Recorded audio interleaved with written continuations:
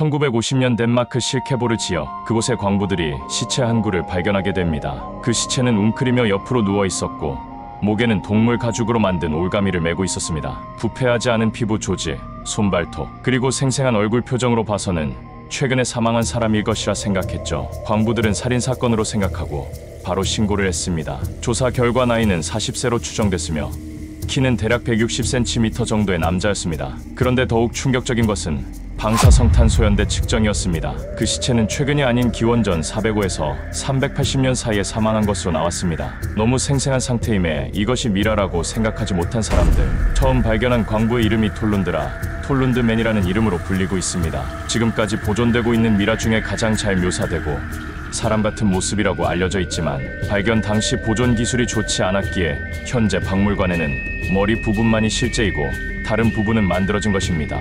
그렇다면 톨룬드맨은 무슨 이유로 그곳에 묻혀 있었던 걸까요? 학자들은 이 남성이 자살을 한 것인지 아니면 벌을 받고 죽은 것인지에 대해 조사하기 시작했습니다.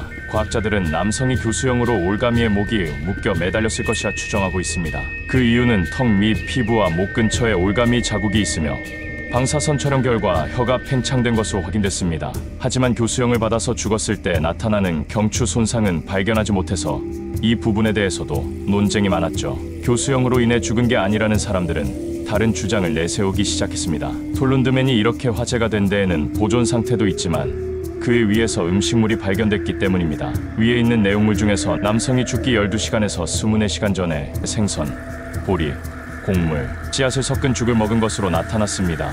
이 음식 재료들을 보고 재래적 관행이 있을 것이라 짐작했고 톨룬드맨이 사신 제물로 바쳐진 것이 아니냐는 주장도 나왔습니다. 사람에게 풍년을 기원하는 마음으로 마지막 음식을 주로 곡식이나 씨앗을 먹이고 땅에 묻어버리는 것이죠.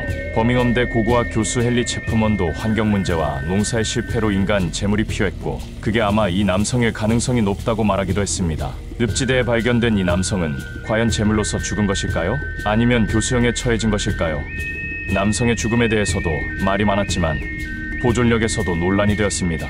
어떻게 2400년 전의 사람이 주름과 머리카락, 지문까지 채취할 수 있을 정도의 보존 상태를 유지해왔을까요? 보통 미라들은 사체가 썩지 않게 천으로 감싸거나 천연탄산소다를 이용해서 방부 처리를 하게 됩니다. 하지만 이 남성의 시체에는 그런 흔적들이 전혀 없었죠. 연구 결과 이 남성의 시체가 이렇게 잘 보존되어 있었던 이유는 남성이 발견된 장소인 실케보르의 습지 덕분이었습니다. 그곳에는 방부제 기능을 하는 무리기류가 서식하고 있는데 습지의 특성상 이 기류와 죽은 풀들이 만나 산성도를 높이고 산소가 부족한 환경이 만들어진 것입니다. 산소 농도가 낮기 때문에 부패의 속도가 느려진 것이고 뜻하지 않게 천연 시체 저장고 역할을 하게 된 것입니다. 이곳에 묻힌 이 남성은 자신의 사체가 오늘날까지 보존되어 발견됐다는 사실을 알면 얼마나 놀라워할까요? 실케보르 지역에서 발견된 시체는 이 남성뿐만 아니라 여러 개의 시체가 발견됐습니다. 그들의 보존 상태도 뛰어났고 과학자들은 이를 가지고 미라에 대한 연구와 그 당시 사람들의 의식주 문화를 파악하기 위해 노력하고 있습니다.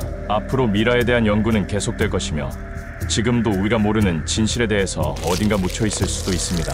오늘 영상은 여기까지입니다. 시청해 주셔서 감사합니다.